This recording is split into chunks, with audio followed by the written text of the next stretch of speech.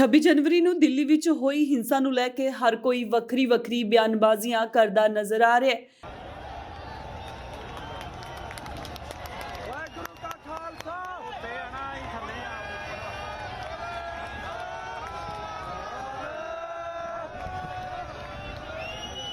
ਤੇ ਇਸ ਘਟਨਾ ਨੂੰ ਕਈਆਂ ਵੱਲੋਂ ਨਿੰਦਿਆ ਵੀ ਜਾ ਰਿਹਾ ਹੈ ਤੇ ਕਈ ਇਸ ਦੀ ਪ੍ਰਸ਼ੰਸਾ ਕਰਦੇ ਵੀ ਨਜ਼ਰ ਆ ਰਹੇ ਨੇ, ਜਿਨ੍ਹਾਂ ਵਿੱਚੋਂ ਇੱਕ ਨੇ ਅਕਾਲ ਤਖਤ ਸਾਹਿਬ ਦੇ ਜਥੇਦਾਰ ਗਿਆਨੀ ਹਰਪ੍ਰੀਤ ਸਿੰਘ।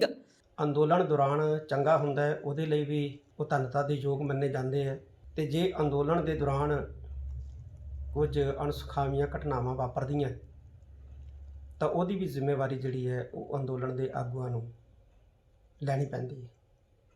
ਇਸ ਕਰਕੇ ਮੈਂ ਸਮਝਦਾ ਕਿ ਨਿਸ਼ਾਨ ਸਾਹਿਬ ਜਿਹੜਾ ਲਾਲ ਕਿਲੇ ਦੇ ਸਾਹਮਣੇ ਖਾਲੀ ਪੋਲ ਦੇ ਉੱਤੇ ਕਿਸੇ ਨੇ ਜੇ ਲਾ ਦਿੱਤਾ ਤਾਂ ਇਹ ਕੋਈ ਅਪਰਾਧ ਨਹੀਂ ਹੈ। ਅੰਮ੍ਰਿਤਸਰ 26 ਜਨਵਰੀ ਨੂੰ ਦਿੱਲੀ ਵਿਖੇ ਲਾਲ ਕਿਲੇ ਉੱਪਰ ਖਾਲਸਾਈ ਅਤੇ ਕਿਸਾਨੀ ਝੰਡੇ ਲਹਿਰਾਉਣ ਅਤੇ ਭੰਨ-ਤੋੜ ਨੂੰ ਲੈ ਕੇ ਸ਼੍ਰੀ ਅਕਾਲ ਤਖਤ ਸਾਹਿਬ ਦੇ ਜਥੇਦਾਰ ਗਿਆਨੀ ਹਰਪ੍ਰੀਤ ਸਿੰਘ ਵੱਲੋਂ ਗੱਲਬਾਤ ਕਰਦਿਆਂ ਕਿਹਾ ਗਿਆ ਕਿ 26 ਜਨਵਰੀ ਵਾਲੇ ਦਿਨ ਦਿੱਲੀ ਵਿੱਚ ਹੋਈ ਹਿੰਸਾ ਅਤੇ ਭੰਨ-ਤੋੜ ਕਾਫੀ ਚਿੰਤਾਜਨਕ ਮੁੱਦਾ ਹੈ।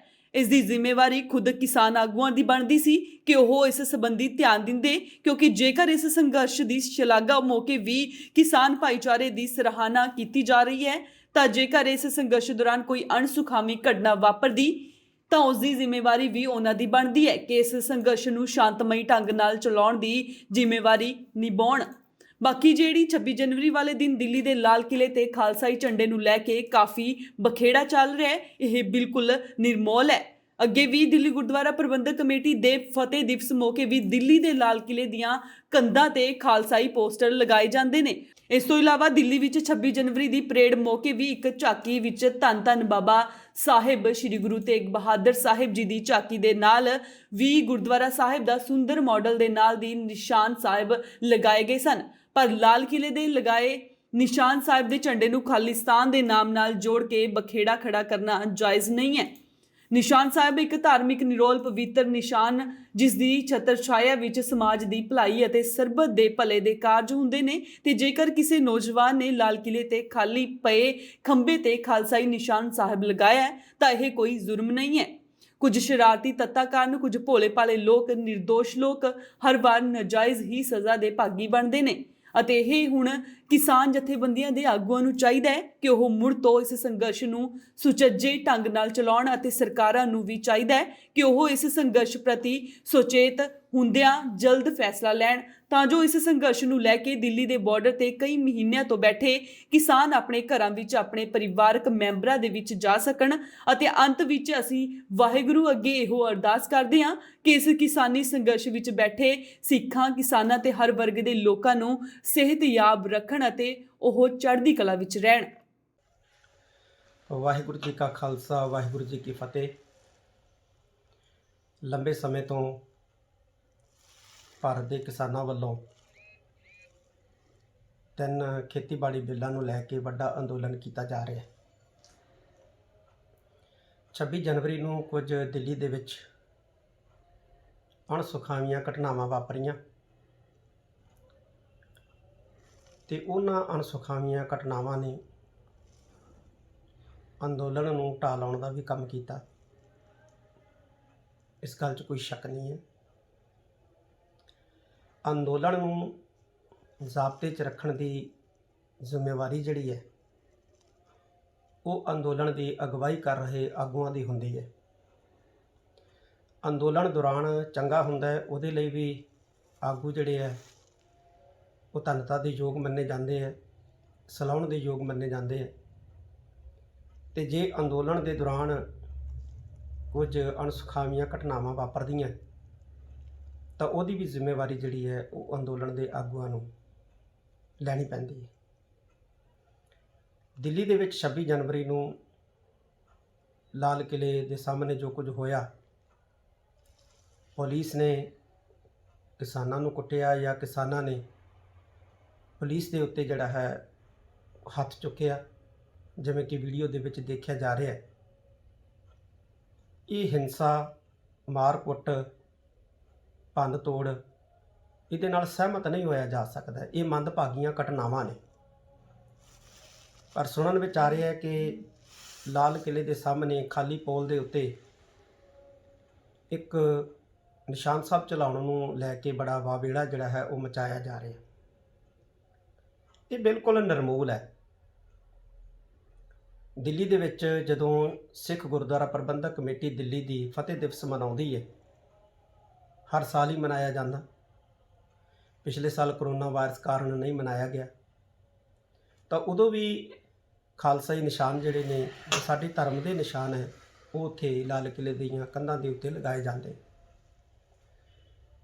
ਗਲਵਾਨ ਘਾਟੀ ਦੇ ਵਿੱਚ ਸਾਡੇ ਬਾਰਡਰਾਂ ਦੇ ਉੱਤੇ ਬੈਠੀ ਜਿਹੜੀ ਸਿੱਖ ਰੈਜੀਮੈਂਟ ਹੈ, ਉਹ ਵੀ ਦੇਸ਼ ਦੇ ਝੰਡੇ ਦੇ ਨਾਲ ਨਾਲ ਜਿਹੜਾ ਸਾਡਾ ਧਰਮ ਦਾ ਪ੍ਰਤੀਕ ਖਾਲਸਾਈ ਨਿਸ਼ਾਨ ਹੈ ਉਹ ਚਲਾਉਂਦੀ ਹੈ। ਇਸੇ 26 ਜਨਵਰੀ ਨੂੰ ਜਦੋਂ ਗਣਤੰਤਰ ਦਿਵਸ ਦੀ ਪਰੇਡ ਦੇ ਦੌਰਾਨ ਝਾਕੀਆਂ ਨਿਕਲੀਆਂ, ਤੇ ਉਹਨਾਂ ਝਾਕੀਆਂ ਦੇ ਵਿੱਚੋਂ ਇੱਕ ਝਾਕੀ ਧੰਨ ਧੰਨ ਸਾਹਿਬ ਸ੍ਰੀ ਗੁਰੂ ਤੇਗ ਬਹਾਦਰ ਸਾਹਿਬ ਸੱਚੇ ਪਾਤਸ਼ਾਹ ਨੂੰ ਸਮਰਪਿਤ ਸੀ।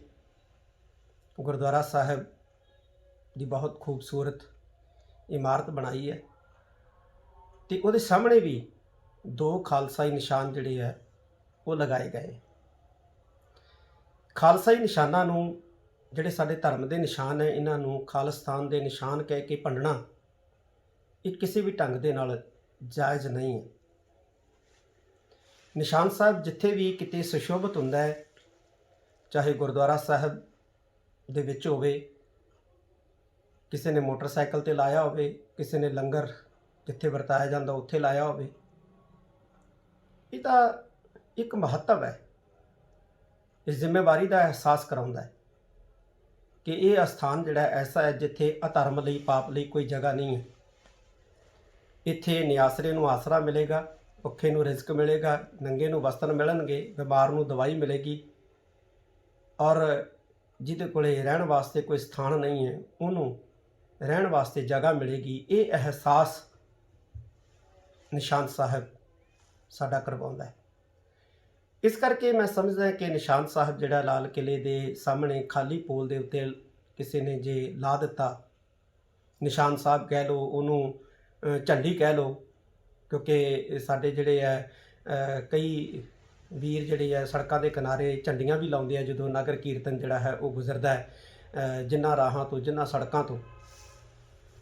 ਤਾਂ ਇਹ ਕੋਈ ਅਪਰਾਧ ਨਹੀਂ ਹੈ, ਇਹ ਕੋਈ ਗੁਨਾਹ ਨਹੀਂ ਹੈ।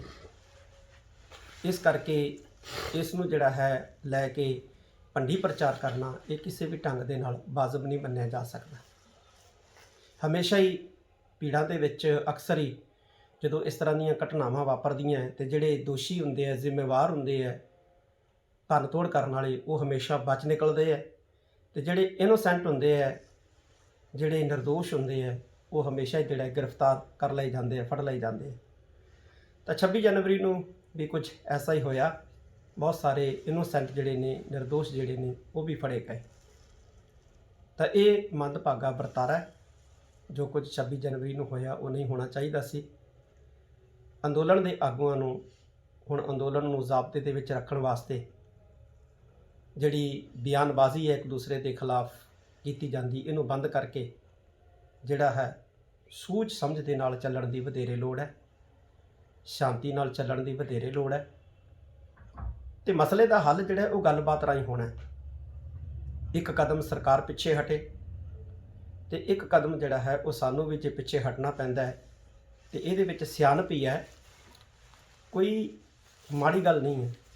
ਮਸਲੇ ਦਾ ਹੱਲ ਹੋਵੇ ਤੇ ਸਿੱਖ ਜਿਹੜੇ ਸਾਡੇ ਉੱਥੇ ਬੈਠੇ ਨੇ, ਭਾਰਤ ਦੇ ਕਿਸਾਨਾਂ ਦੇ ਨਾਲ, ਸਾਰੇ ਕਿਸਾਨ ਜਿਹੜੇ ਬੈਠੇ ਨੇ, ਚਾਹੇ ਉਹ ਗਾਜ਼ੀਪੁਰ ਦੇ ਬਾਰਡਰ 'ਤੇ ਹੈ, ਚਾਹੇ ਉਹ ਸਿੰਘੂ ਬਾਰਡਰ 'ਤੇ ਹੈ, ਟਿਕਰੀ ਬਾਰਡਰ 'ਤੇ ਹੈ, ਸਾਰੇ ਜਿਹੜੇ ਨੇ ਆਪਣੇ ਆਪਣੇ ਘਰਾਂ 'ਚ ਆਉਣ, ਪਰਿਵਾਰਾਂ 'ਚ ਆਉਣ, ਬੱਚਿਆਂ 'ਚ ਆਉਣ।